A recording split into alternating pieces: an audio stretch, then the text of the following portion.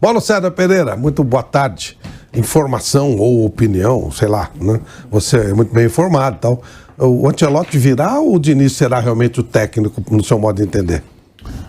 Assim, a CBF, ela tem, assim, lógico, a gente só fala em off porque eles não podem oficialmente falar que tem um acordo com ele, porque ele tem contrato com o Real Madrid, né?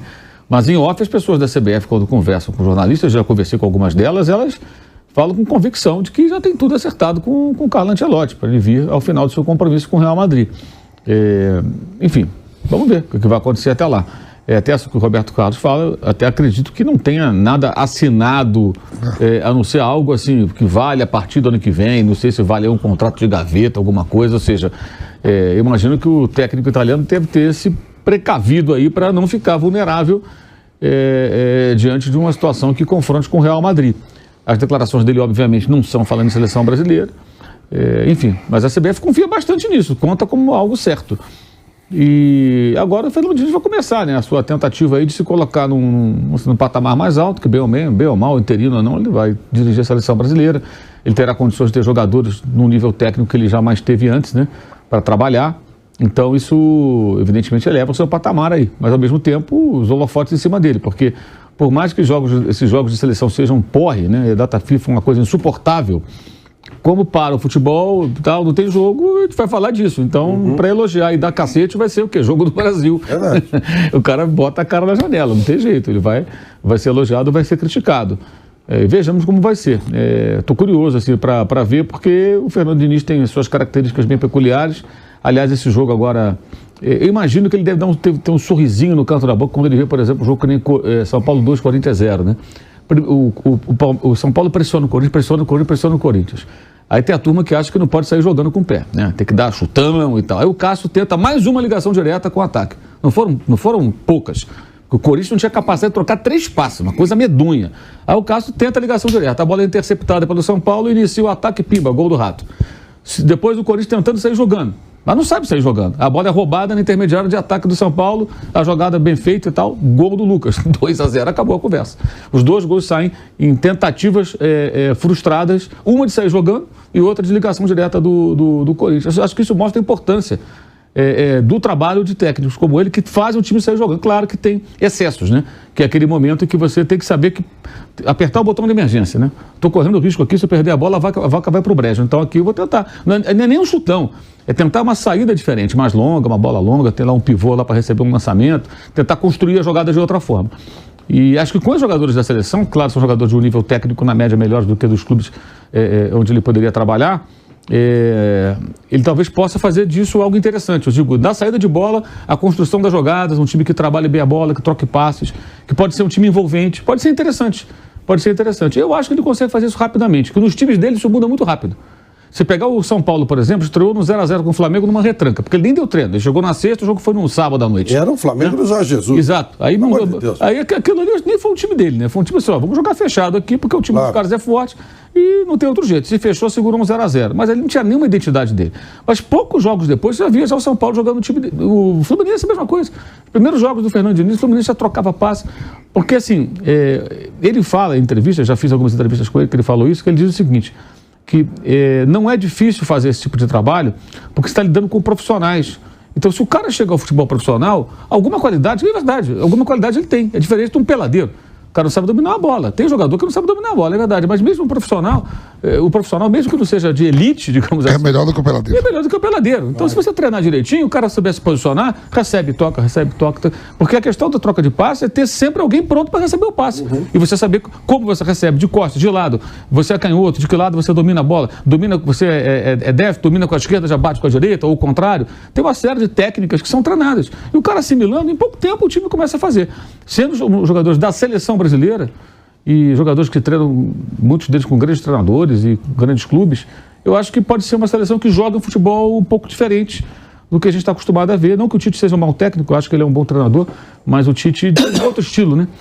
Então a gente vai ver, de repente, uma seleção brasileira um pouco diferente das últimas e isso vai ser curioso, interessante. Eu tenho essa curiosidade, né? Porque os jogadores acho que vai ser mais ou menos aquele mais do mesmo, né? Não tem do que fugir. Né? Pode variar um nome ou outro, tudo, mas não vai acontecer nada de bombástico, creio eu, né?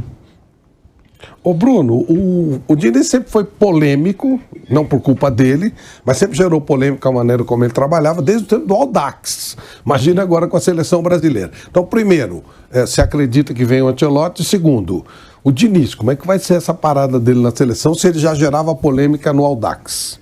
Bom, sobre o Ancelotti, a CBF, realmente eles mostram, até o presidente da CBF, numa entrevista, ele chegou a dizer, depois vem o Ancelotti. Mas, assim, eu não consigo ter essa certeza também. Claro que o Ancelotti não ia falar isso na entrevista do Real Madrid, mas não sinto nem nele essa segurança. E conversando com as pessoas do futebol, né, e às vezes a gente conversa, não exatamente quem trabalha na CBF, mas que trabalha em clubes, ou conhece, já trabalhou, eu não sinto essa confiança em ninguém. Ninguém que eu converso tem essa certeza, não, é isso mesmo. Todo mundo fica meio assim, não sei, talvez, não tenho essa certeza, então eu tenho muita dúvida, né? Claro que pode acontecer, é o que a CBF quer, é o que a CBF procura, mas eu não tenho essa certeza, principalmente se daqui a um tempo o Real Madrid estiver bem ou a seleção estiver bem. O que eu imagino é que talvez ele tenha sinalizado uma possibilidade, mas não fechado. Por exemplo, se no meio da temporada o Florentino Pérez chega nele e fala, vamos renovar mais um ano, tá indo tudo bem aqui, eu quero ficar... O que ele falaria? Será que ele fala, não, já tô fechado lá? Tá chegando vários jogadores novos, né? Contamos com você. Sim. O Toni Kroos e o Modric que tá ficando...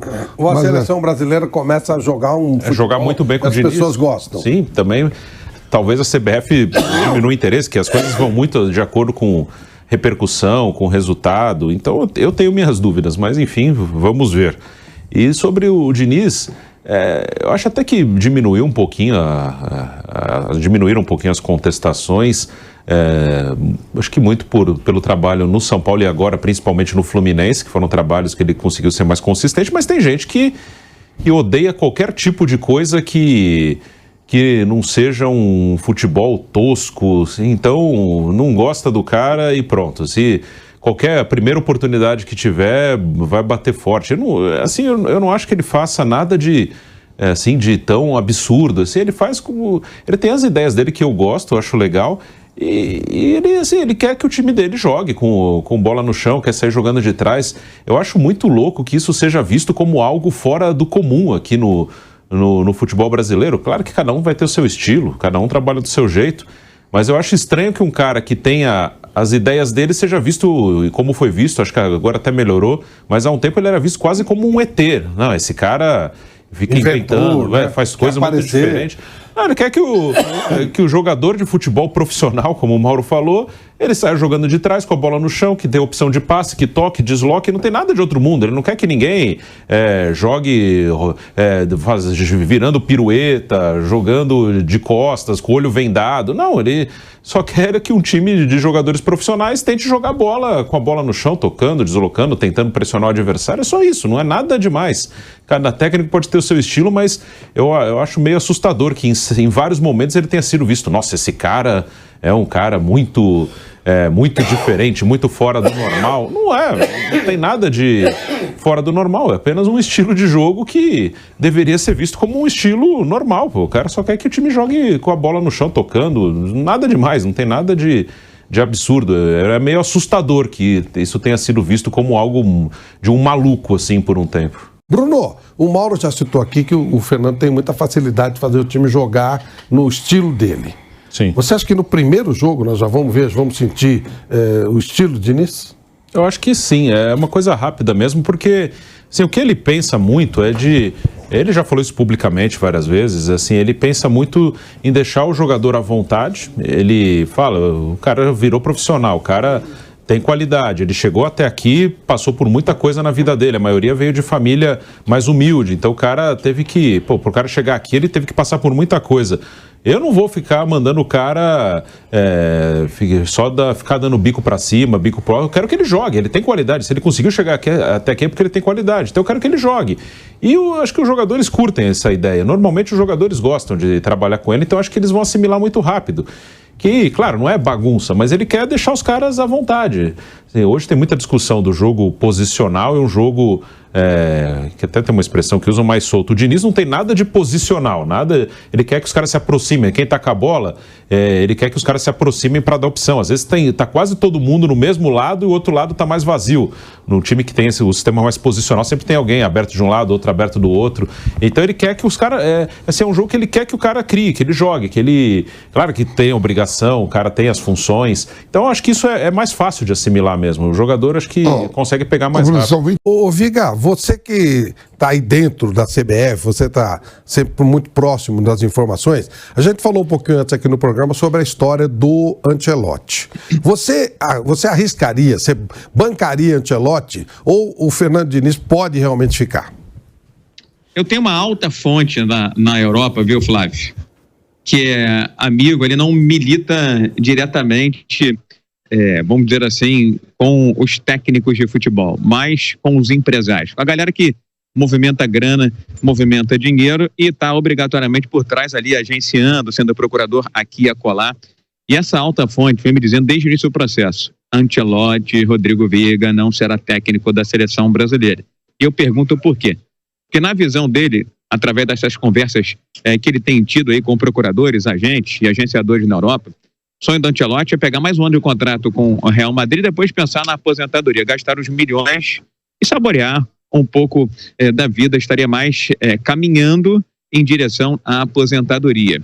A frase para mim que foi muito sintomática e emblemática, que um desses empresários disse a ele numa mesa em um jantar em Paris, na França, foi a seguinte: só se houver uma situação nuclear, ou seja, um cataclisma, um hecatombe ou uma hecatombe, é que o Ancelotti vai ser o técnico efetivo da seleção brasileira. Então, eu diria que hoje o Diniz está na condição de interino, mas cada vez mais com um viés, com uma indicação, um sinal de permanente do que dias ou semanas atrás. O discurso continua o mesmo aqui: o Ancelotti é o plano A, o plano B, o plano C, o plano D, mas ninguém ainda matou no peito para admitir a dificuldade que é e continua sendo a possibilidade de trazer o italiano para cá, visto que ele quer mais um pouco de Europa e depois gozar a pouca grana que ele tem. Um pouco menos que o Vampeta, mas tem algo para gastar e para curtir, né, Flávio? O Viga, e o Diniz, quando foi apresentado, você estava aí, eu lembro bem, ele falou que não tinha nenhum contato com o Ancelotti, que ele ia cuidar da vida dele e fazer o time dele, não é isso? Ele não é um representante do Ancelotti. Inclusive, são discursos divergentes e dissonantes, né, meu caro Flávio?